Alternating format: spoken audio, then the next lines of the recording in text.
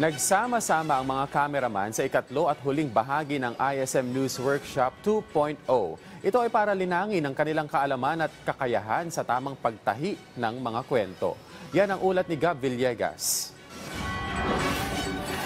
Isinagawa ng Integrated State Media o ISM News Operations ng Presidential Communications Office nitong weekend ang ikatlo at huling bahagi ng ISM News Workshop 2.0.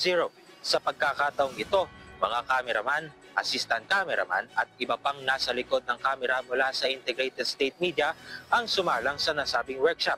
Pagpapakita ito ng ISM ng pagpapahalaga at pagkilala sa kontribusyon ng mga news crew. Dito ay tinuruan ang mga cameraman at mga assistant cameraman ng mga pinakabagong trend at technique sa camera. Natutunan rin ng mga kalahok ang tamang pagtahi ng kwento sa pamamagitan ng pagtuturo ng mga teknik sa paggamit ng editing softwares.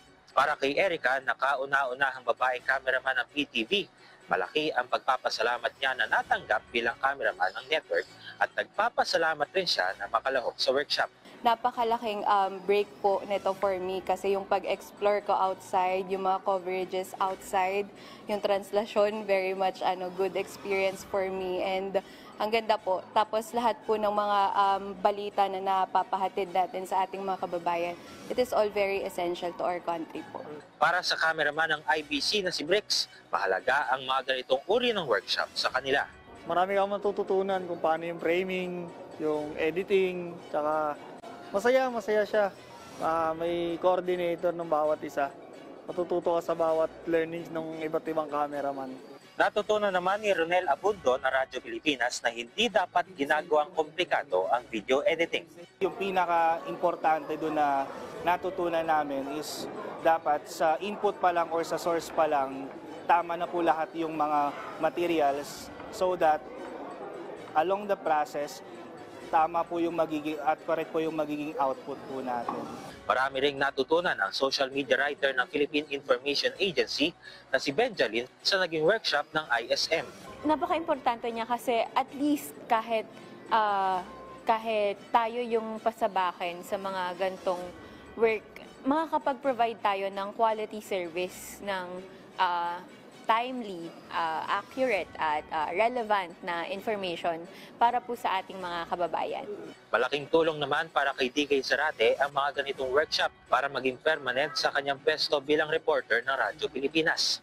Napakahalaga para sa mga katulad ko na nag-a-apply sa gobyerno, sa plantilla, itong mga workshop na to. Kasi bukod doon sa marami kaming natututunan, may mga requirements kasi yung civil service na kailangan may inatinan kang mga seminar para makapasok ka. Actually, nung nakaraan, pasok na talaga ako eh.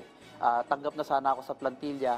Ang problema na lamang, wala akong certificate ng seminar. Kaya nahirapan ako maghanap.